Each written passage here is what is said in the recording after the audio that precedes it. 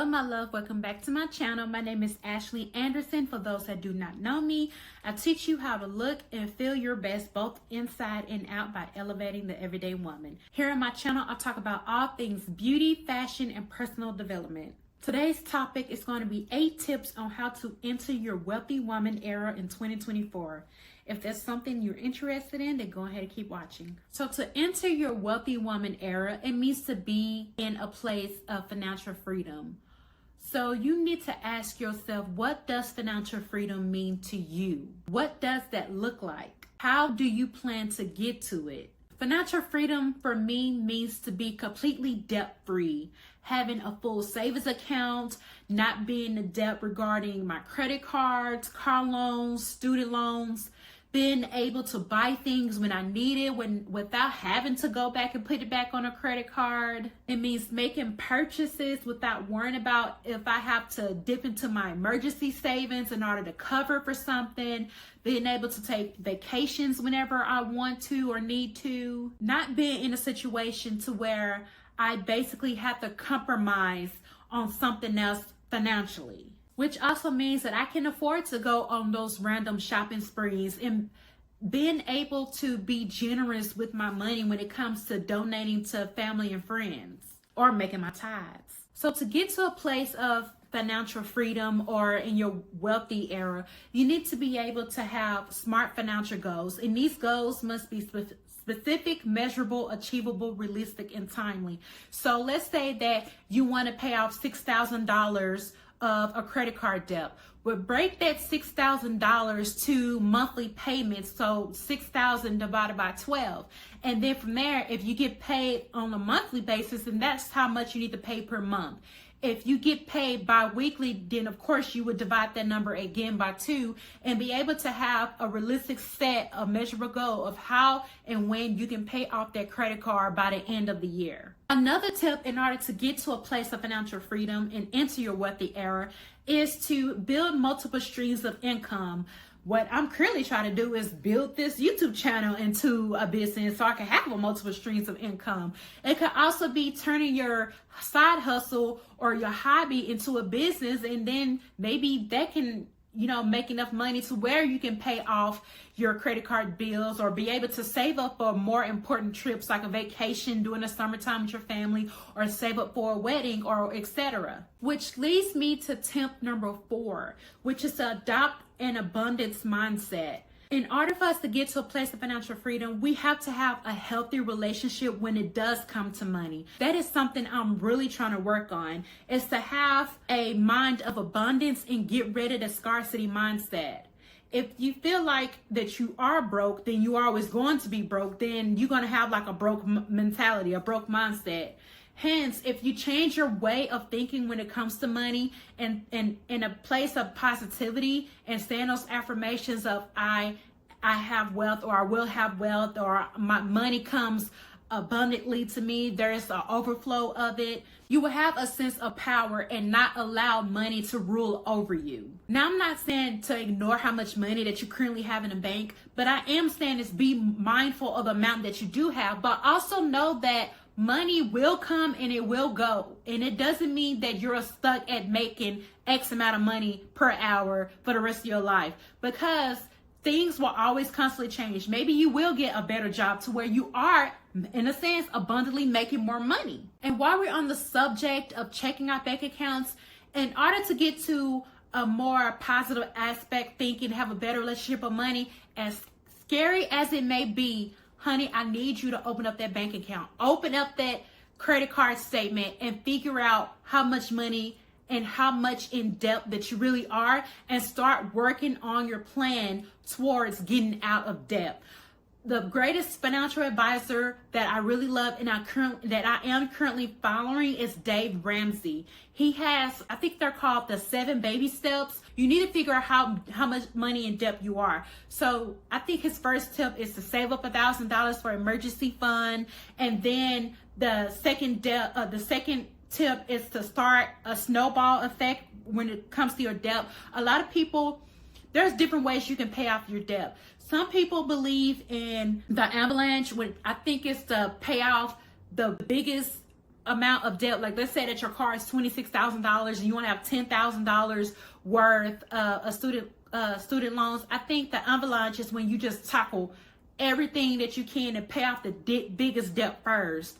And then I also think that there is the interest rate. I don't know what the term is called, but the interest, when you pay everything based on your APR or whichever one has the highest interest rate, because in the long run, you are in a sense paying more money towards that debt by not paying it off sooner. So some people like to pay off the credit card or the debt, whichever you have from greatest to smallest. The Dave Ramsey plan recommends that you pay off your debt in baby steps due to whichever one has the smallest amount towards the largest amount. And I will link Dave Ramsey website down. I think he also has a YouTube. Yes, he does have a YouTube podcast. So I will link his information down below so that you be able to follow him and be able to get more financial advice regarding that. My next tip is to set a budget and live within your means. So that means that you need to cut out the extra spending. I say this, yet I just did this like 20 minutes ago. I'm not perfect, but if you are making, let's say, $4,000 a month, everything needs to have a category. When you write down your monthly budget, everything needs to have a category, and you need to allocate however much you have for food, however much you need to pay for your utilities, however much you need to pay for your rent. So then by the time you start up with $4,000 and you subtract your amount for each category that you have, it should equal zero. And I also think Dave Ramsey says that too. But everything needs to have a budget. If you only have $5 left and that's your pocket money, then that's all you have is $5 left. Don't go back to using the credit card, adding that in there, because that's a negative balance. It's not a positive balance. That wasn't originally in your budget. Your budget should be whatever amount of money that you come home and that you have. So you should tally up everything that you have and deduct anything from that budget that you actually have as your net income. Now, for things that you don't currently have in the budget or you don't have enough money for, I do want you to start. It's not a rainy day fund, but I can't remember what they call it. But you basically, let's say that the kids need some back to school clothes next year. You know, tax-free weekend is in August. So if let's say that you have 3 kids and your budget is $1,000, again, from the paycheck you have now up until August, you're going to divide that $1,000 by what? 8 months?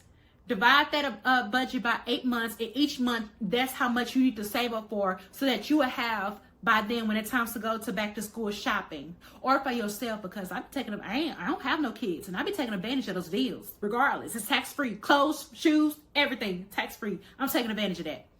However, you want to allocate that within your budget, fit that somewhere in here. If that means you need to cut back on something else, like let's say your Hulu or your HBO Max subscriptions, or even if you have subscriptions period, you can't get rid of it at all. You don't want to. You got rid of the cable bill, but you have a substitute, which is the Netflix and the HBO Max.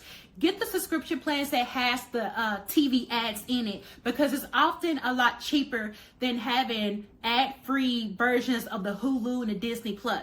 Another tip that I have is to use your investments wisely. So you want to research different options that's best for you financially when it comes to investments. Now, I'm not a financial coach. I cannot tell you what you need to invest in, but I do know that there are different types of investments. There are stocks and bonds, Bitcoin, cryptocurrency, compound interest, high yielding savings account, whatever. You want to research which type of investment is best for you, and seek a financial advisor if you need to, so that they can also recommend what is your financial goals, and also talk to you and walk you into how to get there. And by all means, the next step, if you have to, get rid of the credit cards, or at least just I say get rid of them, but in reality, I always keep at least one, because as much as I budget, I'm not fully there yet. As much as I budget, like recently, I have a habit of cutting up. I pay off a credit card and I cut it up. And then when I actually have an emergency and I didn't have enough in my emergency account, I'm stuck. And then I have to call the credit card people, tell them to reprint me out another card.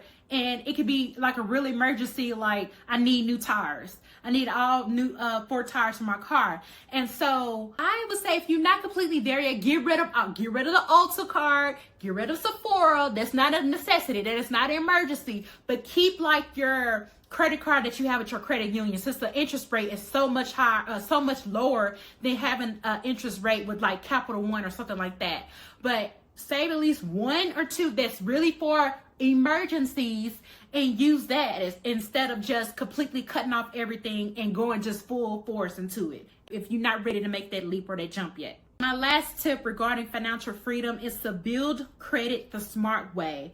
So you want to make sure that you don't skip your payments. If you need to skip a payment, make sure that you call Capital One, call Visa, call those people and let them know that you can't make a payment and come up with a payment arrangement. You don't want to skip a payment because that negative impact can affect your credit. So you don't skip any payments. Call them if you need to come up with a payment arrangement. Pay extra before your statement date. And also don't max out your credit card. So you want to stay within that 30% range. So if your credit card limit is $1,000, then stay 30% of that, which is 300. My math ain't mathing. Yeah, it's 300. So if your credit limit is $1,000, then you want to stay 30% within that, which is $300. So you don't want to go over $300 when it comes to using your credit card. And my final thing is that don't borrow more than what you can actually pay back in a reasonable amount of time, especially if it's not for an emergency. So just because they gave you an $8,000 credit limit, and if you know it's going to take you 2, 3, 4 years to pay that off, then baby, do not pay the full amount at all. Don't pay $6,000 even though you got an $8,000 credit limit. Well, my loves, that was summing up for this video. Thank you so much for watching. If you haven't already, go ahead and subscribe. And if you like this video, go ahead and give me a thumbs up. Until next time, I love you all. Bye.